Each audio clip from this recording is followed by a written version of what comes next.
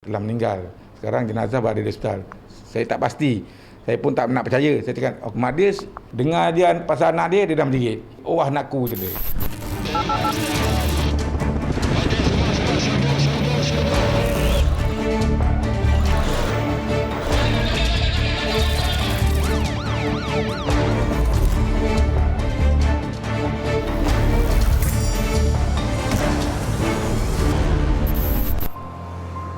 Assalamualaikum dan salam sejahtera. Anda sedang menonton 999. Susulan kes kematian Pegawai Kadet Laut Universiti Pertahanan Nasional Malaysia, Zulfarhan Osman Zulkarnain, 6 tertuduh utama telah pun dijatuhkan hukuman penjara selama 18 tahun. Keputusan mahkamah perlu dihormati walaupun ada yang merasakan ia tidak setimpal dengan kesalahan yang dilakukan. Kami bertemu keluarga mangsa bagi menyelami kisah hidup Allahyarham dan juga perjalanan ibu bapanya turun naik mahkamah selama 4 tahun bagi mendapatkan keadilan atas kematian anak mereka.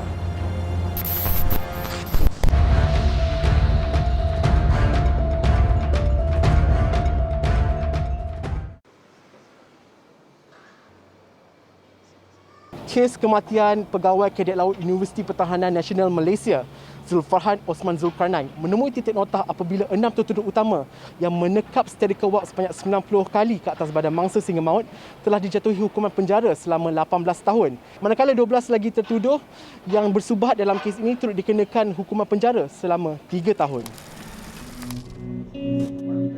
999 ke Johor Bahru, Johor untuk bertemu ibu pemangsa Zulkarnain Idrus dan Hawa Osman bagi menyelami perjalanan hidup Allahyarham Zulfarhan.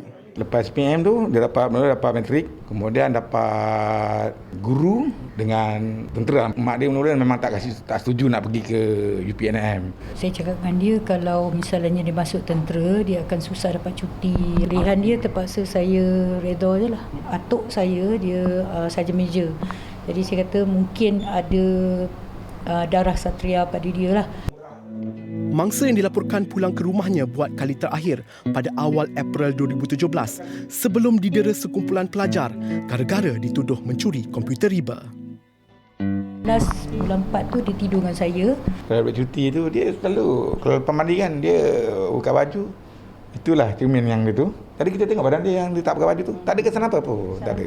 Dia minta baju Melayu serba putih, nak bawa balik ke sana. Jadi kita carikanlah baju putih, satu set putih. Mungkin tu tanda dia lah kan. Namun, pada 31 Mei 2017, jam 11 malam, kehidupan keluarga ini bertukar mimpi ngeri apabila mereka menerima panggilan telefon daripada petugas UPNM. Encik Zul, saya nak beritahu nama Zulfarhan Osman ni telah meninggal. Sekarang jenazah berada di hospital. Saya tak pasti. Saya pun tak nak percaya. Saya cakap, mak dia dengar dia pasal anak dia dah menjerit. Oh, anakku je dia. Sebelum saya dapat dia tu, saya 2 kali gugur. Tu yang saya sedih sangat-sangat. Berikutan itu, pasangan suami isteri ini bergegas ke Hospital Serdang untuk melakukan pengejaman mayat. Pegawai daripada UPN cakap dia mati kebakaran. Kan, tengok muka elok, tak dia buka dia punya selimut tu lah. Itu yang kita dapat tahu kesan-kesan luka. Kan saya bukan terbakar, maknanya di striker. Isi di badan arwah ni, isi dia dah putih, dah macam masak. Kesihatan pasangan ini turut terjejas ekoran sering berulang-alik dari Johor ke Kuala Lumpur bagi mengikuti perbicaraan mahkamah berhubung kes kematian anak mereka. Sejak kematian beliau, saya terpaksa naik mahkamah selama 4 tahun. Saya dapat penyakit serangan jantung. Doktor mensarankan saya supaya buat bypass, tapi saya tangguhkan dulu disebabkan saya nak menghadiri setiap hari perbicaraan yang ada. Rumah saya pun sama juga. Dia dapat katarak disebabkan penat, tension, sedih. Mereka akur dengan keputusan mahkamah yang meminda pertuduhan ke atas kesemua tertuduh daripada Seksyen 302 Kanun Kesesaan iaitu kesalahan membunuh ke Seksyen 304(a) Kanun Kesesaan iaitu kesalahan menyebabkan kematian tanpa niat. Saya menerimalah dengan terbukalah pasal apa tafsiran kita dengan tafsiran hakim tak sama. 18 tahun tu pun saya dah bersyukurlah, maknanya dia orang masuk dalam penjara. Tapi kalau bolehlah, pihak pendakwaan akan membuat rayuan dan akan dapat 302 juga. Begitupun, pasangan yang bekerja sebagai pemandu teksi dan kaki tangan sekolah ini tidak menyimpan sebarang dendam terhadap kesemua tertuduh. Ada saudara bapa tu tertuduh datang jumpa saya, dia kata saya minta maaf lah atas perbuatan anak saya. Itulah satu-satunya keluarga tertuduh yang datang minta maaf saya. Lebih baik saya maafkan budak-budak yang melakukan. Ayah dia tak melakukan. Mana ada ibu bapa menyuruh anak buat jahat. Biarpun sudah 4 tahun berlalu, kerinduan ibu yang berusia 58 tahun ini terhadap arwah Zulfarhan tidak pernah pudar, khususnya apabila melihat barangan milik anaknya. Bila saya duduk dalam bilik, saya akan pasti mata saya kepada dia punya medal. Mak ni alung gantung medal ni kat sini. Kalau mak rindu, mak pandanglah medal tu. Jadi kalau tak ada angin, tak ada ribut, kadang bunyi kelincing-kelincing, saya rasa seolah-olah macam dia berada dekat saya. Pasangan ini bersama 3 lagi anak mereka sering ke pusara arwah yang terletak kira-kira 10 km dari kediaman mereka di Bandar Uda Utama. 1 Jun 2017, jenazah Allahyarham telah dibawa dari Hospital Sedang dan dikebumikan di tanah perkuburan Kebun Teak ini, dan telah menjadi rutin harian buat pasangan ini untuk datang ke sini 2 minggu sekali bagi mengubati kerinduan terhadap anak sulungnya ini. Bapa mangsa yang berusia 57 tahun berharap agar kejadian yang menimpa anaknya dijadikan pengajaran dan iktibar agar tidak berulang. Kita harap masyarakat luar sana janganlah ada sifat membuli, kerana sifat membuli ini adalah merosakkan masyarakat, merosakkan keluarga. Ada kes-kes buli, buatlah laporan kepada pihak berkuasa supaya dapat dicegah lebih awal. Jangan sampai kedah kehilangan nyawa baru nak sedar, itu yang dah terlambat dah. Rayuan keputusan Mahkamah Kes Allahyarham akan difailkan demi pembelaan dan keadilan sewajarnya. Al-Fatihah. Yang sulung siapa yang bungsu tak dapat bezakan lah. Sama-sama je. Encik tengah interview saya pun saya boleh nampak bayangan, tapi muka encik pun memang saya tak nampak. Minuman keras campuran metanol dikesan dijual di pasaran haram pada harga yang rendah demi menarik minat pembeli. Majoriti pengguna yang menengguknya mengalami komplikasi kesihatan dan ada juga yang berakhir dengan kematian. Saksikan laporan khas bahaya arak dan keracunan metanol disediakan wartawan Tun Hizami Hashim.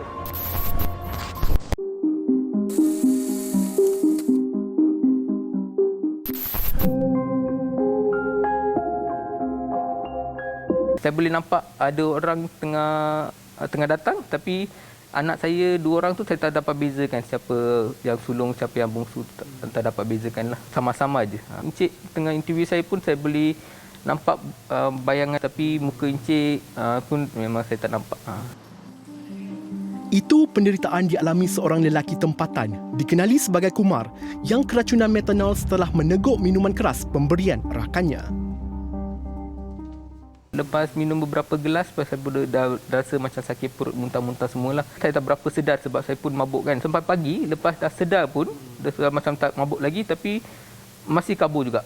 Tapi kabur tu makin lama makin teruk. Saya akan mati, dia ke stroke ke apa, kita tak pasti masa tu. Jadi saya pun takut, saya suruh wife saya panggil ambulans lah. 57 kes kematian telah dicatatkan di Malaysia sejak September lalu. Namun, mangsa antara yang berjaya diselamatkan daripada keracunan metanol. Doktor cakap suspek sebab arak itulah. Diorang cakap keadaan kritikal. Bila-bila bantu jantung boleh berhenti sebab badan saya, diorang cakap asid macam teruk sangatlah badan asid dia. Berikutan itu, Jabatan Kesihatan Negeri Selangor memperkasakan operasi dalam membantras penjualan arak campuran metanol, termasuk menyerbu 2 buah permis di Petaling Jaya. Jika dilihat di hadapan permis, ia tidak ubah seperti kedai runcit biasa yang menjual barang keperluan harian. Namun di sebalik dan di belakang permis ini, didapati penjualan arak secara haram dilakukan menerusi tingkap ataupun drive-thru yang berlangsung pada jam 8 pagi sehingga 8 malam. Siasatan lanjut di dalam permis menemukan sebuah stor rahsia yang dipenuhi minuman keras pelbagai jenama tersembunyi di sebalik rak. Untuk dalam kedai ni, kita syaki, kita akan buat persempelan lebih kurang 5 jenis arak. Jenama-jenama ni yang kita syaki ada terlibat dengan kes keracunan metanol yang berlaku dalam daerah kita lah. Pemilik kedai runcit berusia 60 tahun ini mengakui menjual minuman keras pada kadar murah secara haram kepada pelanggan yang majoritinya warga asing. Untuk arak belakang, anti juga berniaga. Okey, sudah berapa lama? Yang baru juga ni apa? PKP ada. Baru juga lama? 1 bulan ke 2 bulan ke 3 bulan? 3 bulan ada. 3 bulan ada. Kenapa mau jual ke belakang? Cari makan ya lagi apa bikin sana kasih. Tahu macam. Kenapa tu? Kalau lesen ada, kalau semuanya okey, mesti jual depan. Ada semua mati ada, saya pun tak tahu. Bayar macam mana? Cash ke apa? Satu kali cash kasih, satu kali dia orang cakap nanti gaji kasih. Ada hutang juga? Hutang. Khuatir akan dikenakan tindakan undang-undang di bawah Akta Makanan 1983, pekerja permis cuba berdalih dengan mendakwa kesemua minuman keras ini untuk kegunaan sendiri. Boleh minum tak ini? Ini tak boleh minum. Cooking saja ini orang pakai. Ini pun saya pakai. Nampak macam boleh minum. Banyak yang pakai? Satu orang saja, ini baru Mia. Ni untuk minum ni. Sebab apa? Kalau kata untuk kegunaan sendiri, tak boleh banyak macam ni. Macam tadi. Ada kotak, lepas tu diselit ni belakang. So kita ambil yang ni, kita sekali lepaskan. Selain itu, label pada botol minuman keras turut dikesan tidak mengikut syarat spesifikasi yang ditetapkan oleh pihak Kementerian Kesihatan Malaysia. Kalau kita lihat dari segi botol ini kalau kita nampak bahawa terdapat pelabelannya tidaklah orang kata tidak betul Tulisan dia terlampau kecil Kalau kita lihat dari segi mata kasar memang kita tak nampak pun terlampau kecil dan sebagainya. Menurut Pengarah Jabatan Kesihatan Negeri Selangor, Datuk Indra Dr. Syahari Ngadiman, sepanjang tahun 2001, pihaknya telah menyita 1,167 botol minuman keras bernilai lebih RM12,000. Kita telah menerima 27 notifikasi kes-kes berkaitan dengan keracunan metanol sehingga awal bulan 10 lalu. Di mana kalau kita lihat daripada jumlah tersebut 20 kes kematian telah berlaku. Kalau kita lihat bilangan kes yang tertinggi telah dilaporkan bagi daerah Petaling. Tujuan ini adalah untuk mendapatkan kesan yang segera terhadap arak berkenaan. Tapi sebenarnya dia punya kesan-kesan buruk terhadap metanol itu sendiri. Makmal Kesihatan Awam Kebangsaan anteragensi menjalankan ujian ke atas minuman keras dan sepanjang tahun ini 111 sampel telah dikesan mengandungi metanol. Untuk analisis metanol ni kita hanya gunakan micropipette, vial sampel dan clamp lah. Juruanalisa yang dah kompeten kita akan bagi dia buat sampel metanol yang sampai lah. Kesemua sampel itu kemudian dimasukkan ke dalam mesin gas chromatography flame ionization detector bagi mengetahui jumlah metanol yang terkandung di dalam minuman keras. Cukup 40 vial kita akan run dalam masa 6 jam lebih kurang macam tu. Untuk sampel yang kita dah pernah run ni, kandungan metanol adalah sebanyak 34,587 mg per lit, menunjukkan bahawa minuman beralkohol itu adalah dah ditambah dengan metanol. WHO ada guideline dia sendiri yang boleh naturally occur dalam metanol dalam sampel beralkohol.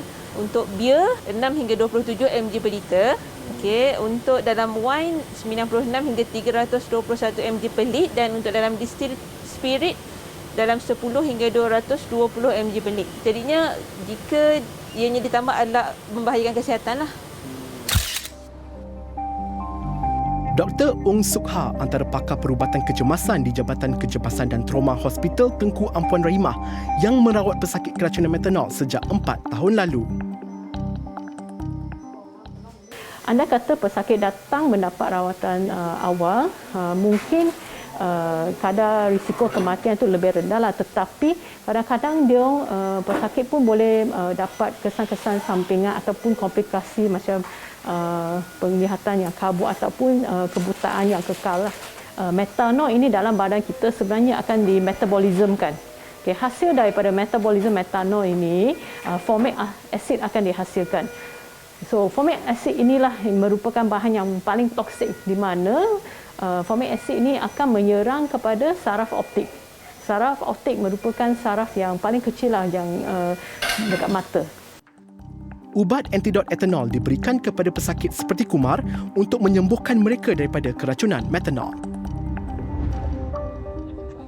Dalam keracunan metanol, rawatan antidotnya terdapat dua jenis, iaitu etanol dan fomepizole. Apa yang kita akan lakukan ialah kita akan merujuk kes seperti ini kepada pakar nefrologi, di mana pesakit akan mendapat rawatan hemodialisis lah. Hemodialisis ini merupakan salah satu cara untuk menyingkirkan bahan toksik dari badan. Walaupun mengalami kecacatan penglihatan, Kumar tetap bersyukur dan berterima kasih kepada Dr. Ong dan pihak hospital dalam memberikan jagaan rapi terhadapnya ketika di unit rawatan intensif ICU.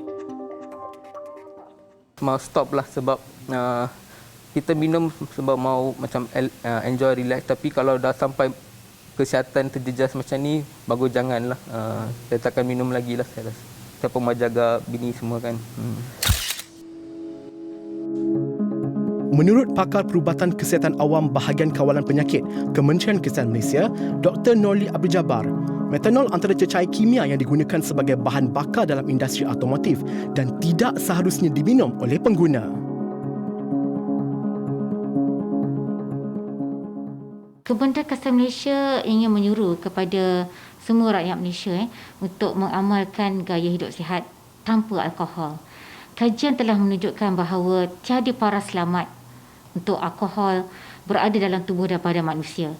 Sekiranya pengguna ingin mengambil minuman beralkohol, mereka perlu pastikan bahawa minuman beralkohol tersebut tidak diambil daripada yang dihasilkan sendiri ataupun kita panggil home brew. Dan sekiranya dibeli, pastikan bahawa memenuhi kriteria pelabelan dan minuman tersebut tidak meragukan. Sebarang aduan ataupun pelaporan berkenaan aktiviti pembuatan, penjualan ataupun pengedaran produk minuman beralkohol ini secara haram atau tidak berkastam boleh dilaporkan kepada talian penyeludupan Jabatan Kastam Diraja Malaysia atau boleh diadukan kepada Polis Diraja Malaysia. Masyarakat boleh melaporkannya kepada pejabat kesihatan yang terdekat. Individu yang menjual minuman keras mengandungi metanol boleh didenda tidak melebihi RM100,000 atau penjara sehingga 10 tahun atau kedua-duanya sekali jika sabit kesalahan. Laporan Tun Hizami Hashim, 999.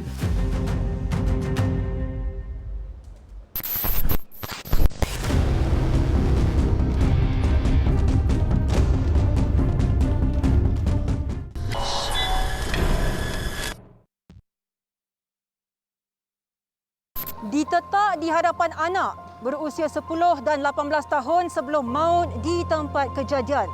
Itulah nasib seorang alung dalam satu kejadian pembunuhan kejam di Kelang, Selangor baru-baru ini. Ikuti perinciannya dalam rangkuman Kejadian Jenayah Seminggu 999.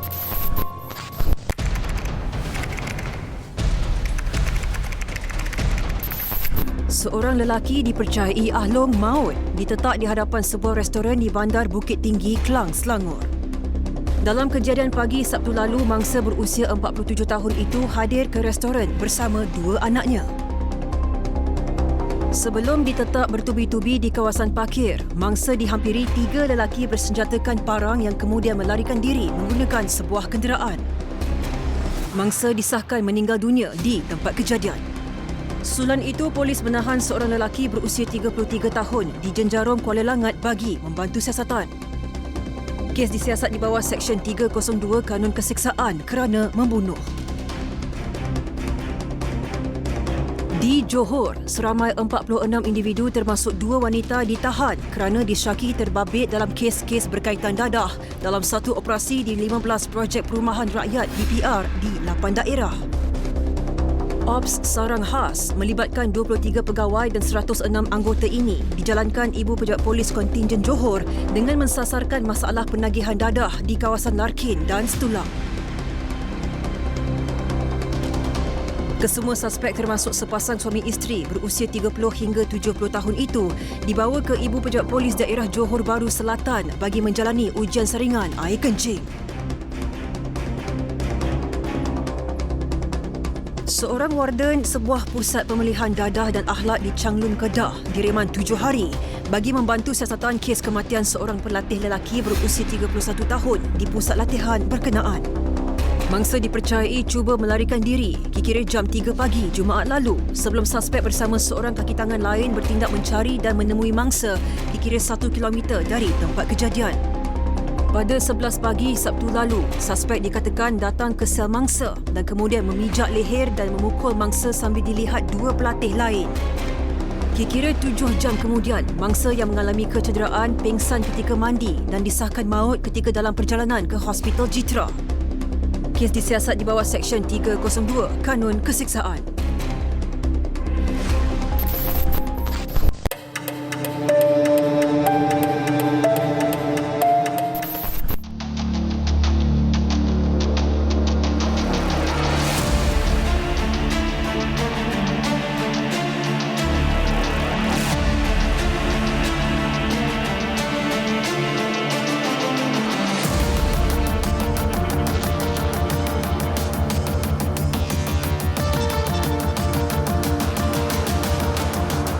Perjalanan dua individu menunggang motosikal terencat apabila kanvas lori yang tidak diikat dengan rapi tercabut lalu membaluti mereka, menyebabkan mereka hilang kawalan lalu melanggar sebuah trailer di kilometer 33.3 Jalan Puchong berhampiran Susur menghala ke Kajang. Video berdurasi 45 saat itu dirakam menerusi dashcam dan mendapat lebih 13,000 perkongsian di laman Facebook.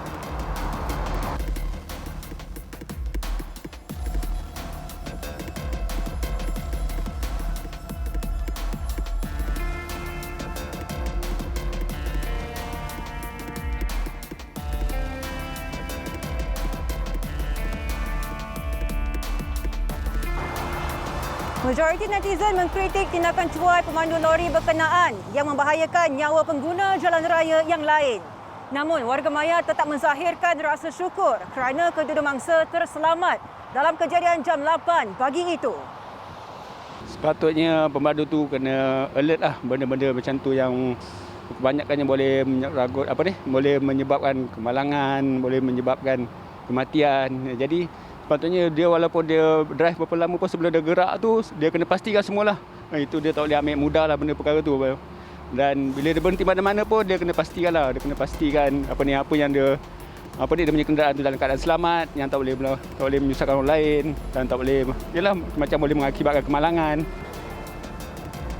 Pihak subkontraktor dan pemandu lori itu tampil membuat laporan di Ibu Pejabat Polis Daerah Sepang memberikan kerjasama dalam kes ini. Dan kejadian ini turut mendapat perhatian Pengarah Bahagian Penguatkuasa Jabatan Pengangkutan Jalan Malaysia, Datuk Lokman Jamaan. Saya nak beri nasihat sikit kepada satu kes viral lah di mana kanvas lori ini tercabut dan akhirnya terkena kepada penunggang motosikal. Saya mohonlah kepada semua pemandu-pemandu dan pemilik-pemilik terutamanya lori barangan supaya memastikan supaya sebelum mereka berada di jalan raya pastikan semua peraturan-peraturan dia penuhi dan segala langkah-langkah keselamatan telah diambil. Oleh kerana kegagalan mereka melaksanakan tanggungjawab mereka di atas jalan raya hingga menyebabkan kemalangan di pihak ketiga. Kesalahan mereka menyebabkan kemalangan di pihak ketiga yang mana saya juga menyeru kepada orang ramai apabila ternampaknya kes-kes serupa ini, catatkan nombor pendaftaran mereka, buat aduan kepada Jabatan Pengatur Jalan di mana kami akan mengeluarkan notis di bawah 114 untuk mereka datang untuk ditemu siasat bagi memastikan kesalahan-kesalahan mereka diambil tindakan dan tindakan advokasi dapat dibuat. Kes kini disiasat mengikut Seksyen 42 Akta Pengangkutan Jalan 1987 kerana memandu secara melulu dan berbahaya. Pemandu lori itu kini berdepan hukuman penjara selama 5 tahun atau denda maksimum sebanyak RM15,000 serta hilang kelayakan untuk memegang atau mendapatkan lesen memandu selama sekurang-kurangnya 2 tahun jika sabit kesalahan.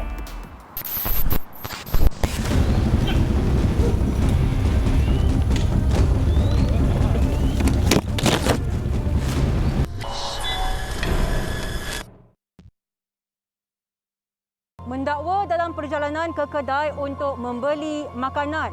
Itulah alasan yang lazim digunakan oleh penagih dadah yang ditahan ketika cuba mendapatkan bekalan dari sarang pengedar. Gelagat mereka berjaya dirakam kru 999 yang menyertai Op Jihad Dadah 2.0 Ibu Pejabat Polis Kontingen Terengganu minggu lalu. Butirannya bersama wartawan Halim Din.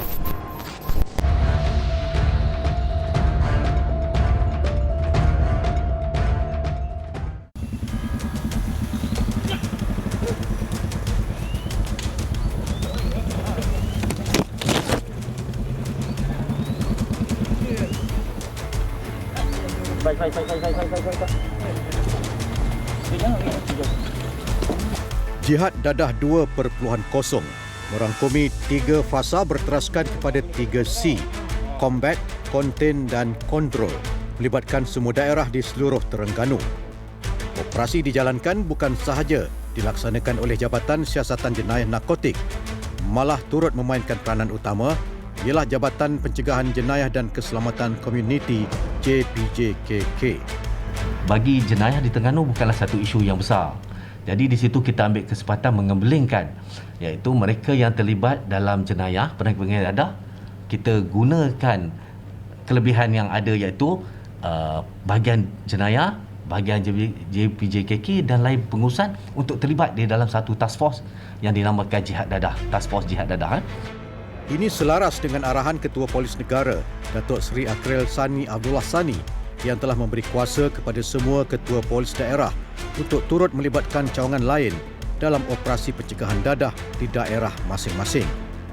999 menyertai Op Jihad Dadah di 3 kawasan di Kuala Terengganu iaitu Padang Midin, Cendering dan Batu Rakit.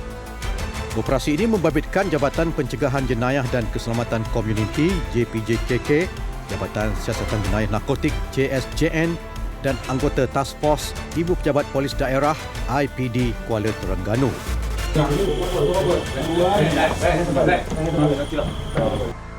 Serbuan pertama di kawasan Padang Midin sekitar jam 11 malam. Rumah ini diperiksa, namun penghuninya enggan mengakui ada ahli keluarga yang terlibat dalam penagihan dadah. Bagaimanapun, pemeriksaan polis menemui beberapa petunjuk yang mencurigakan seperti penyedut minuman dan laluan keluar yang terdapat di bahagian lantai kayu rumah ini. Lebih mencurigakan apabila polis menemui tingkap kecil ini di bahagian tepi rumah. Ada tingkap kecil. Mungkin satu persoalan, kenapa tingkap ini dibina seperti ini? Mungkin ada sesuatu di sebaliknya untuk urusan barang-barang terlarang mungkin. Kita tertanya-tanya mengapa ada tingkap kecil di tepi rumah ini. Dilihat dari struktur binaannya, tingkap kecil ini dipercayai merupakan sudut serah dan terima bahan dadah. Seorang penghuni rumah ini lelaki berusia 20-an ditahan kerana disyaki terbabit dalam penagihan. Operasi yang tamat sekitar jam 2 pagi turut memeriksa 2 lagi rumah yang disyaki dan menahan keseluruhannya 5 penagih berusia sekitar 20-an. Polis dan masyarakat berpisah tiada. Usaha mendekati masyarakat merupakan sebahagian daripada aktiviti yang dijalankan JPJKK. Kunjungan ke Pulau Duyung pada 31 Oktober diketuai Pegawai Turus JPJKK IPK Terengganu, Deputy Superintendent Zulkifli Abu Kasim, menemui ketua-ketua masyarakat dan penduduk di kawasan perkampungan sekitar. Cik Ayub Osman, seorang daripada ketua masyarakat yang ditemui menyambut baik usaha IPK Terengganu dalam pelaksanaan Op Jihad Dadah dan turut meminta ibu bapa memberikan kerjasama kepada pihak polis sekiranya berdepan situasi anak-anak mereka terlibat dalam penagihan dadah. Khususnya kepada ibu bapa supaya mengambil berat, mengambil cakna tentang pergerakan anak kita, ke mana dia orang pergi, dengan siapa dia berkawan. supaya dalam makluman kita, jangan kita tahu sehingga anak kita ditangkap oleh pihak polis baru kita menyedari perkara itu. Yang pentingnya apa yang diberitahu kepada ibu bapa kita kena terimalah, dan siasat siasat sama ada apa yang kita peroleh maklumat daripada ramai orang kampung betul atau tidak. Kunjungan turut disertai pegawai-pegawai dari Agensi Anti Dadah Kebangsaan AADK Terengganu. Program Jihad Dadah 2.0 banyaklah membantu kami, terutamanya sekarang ni lah. Kami pun tengah mengadakan satu program khusus lah yang kita kenali sebagai penghijauan kawasan berisiko tinggi yang kami laksanakan di dua daerah di negeri Terengganu, iaitu satu di Mukim Gelugur di daerah Kuala Terengganu dan satu lagi di daerah Kluang, di Mukim Kluang di daerah Kuala Besut lah. So program-program yang telah dilaksanakan memang banyak membantu kami lah. Apabila kita dah masuk fasa 2 ni, fasa konten ni, iaitu pelibatan JPJKK dengan ketua-ketua masyarakat dan agensi lain, termasuklah juga KRT dan SRS di masyarakat setempat, respon yang diberi amat positif. Mereka terasa kehadiran polis di mana dalam fasa kedua ni kita melibatkan sepenuhnya rondaan MPV, rondaan URB, anggota-anggota sektor untuk sentiasa berulang masuk di kawasan tersebut siang dan malam. Malahan trafik juga telah kita arahkan untuk terlibat sama dalam program lawatan ni, berjumpa dengan ketua-ketua masyarakat ni. Malam atau siang, jerat sentiasa tidak melupakan pelanduk. Batu Rakit jam 7 pagi. Sasaran serbuan ialah pot atau sarang tokan dadah. Kegiatan di sini bermula sekitar jam 7 pagi apabila kawasan ini mula dikunjungi penagih untuk mendapatkan bekalan dadah dan melepaskan gian. Menjadi pengunjung terawal, lelaki ini kecundang apabila berjaya ditahan polis. Ketika ditahan, dia bertindak agak agresif namun akhirnya mengalah dan berpura-pura pengsan. Hampir semua yang ditahan memberi alasan popular, iaitu dalam perjalanan ke kedai untuk membeli makanan, sama ada untuk anak-anak atau ibu bapa yang tidak sihat. Berlegar-legar berhampiran pot dan kemudiannya memberikan alasan sakit perut dan sedang mencari tandas. Lelaki ini memberikan alasan demikian sebaik-baik sahaja menyedari dia terperangkap dalam intipan polis. Mendakwa datang dari Jertih. Dia ke sini memandu kenderaan sendiri bersama isteri dan seorang anak berusia sekitar 2 tahun, kononnya untuk mencari rumah sewa. Ni siapa nak bawa balik? Tak tahu. Bawa anak, nasib baik tak masuk sekali tadi. Kalau tidak sekali dengan anak-anak yang nak tangkap. Iya. Demi melepaskan gian, lelaki berusia 20-an ini sanggup meninggalkan isteri dan anaknya di dalam kenderaan dan berjalan kaki kira-kira 200 meter menuju ke sarang tokan. Keseluruhannya 19 berusia antara 20 dan 58 tahun ditahan sepanjang operasi 2 hari dan akan disiasat di bawah Seksyen 12 Akta Dadah Berbahaya 1952, Seksyen 30(3) Akta Racun 1952 dan Seksyen 15(1)(a) Akta Dadah Berbahaya 1952 bagi yang berkenaan. Lawatan mengejut ke kediaman orang kena sekatan OKS yang ditahan di bawah Akta Dadah Berbahaya 1952 juga merupakan sebahagian daripada pemeriksaan yang dilaksanakan dalam operasi Jihad Dadah 2.0. 3 OKS diperiksa bagi memastikan mereka mematuhi peraturan seperti memakai gelang pemantauan elektronik, berada di kediaman pada waktu yang diperintahkan dan menjalankan ujian saringan air kencing. Halimdin 999. Terima kasih kerana setia bersama kami sehingga ke penghujung rancangan. Mewakili tim penerbitan 999, saya Sofia Nur Solehatun mengucapkan Assalamualaikum dan selamat malam. Ingat, jenayah membawa padah.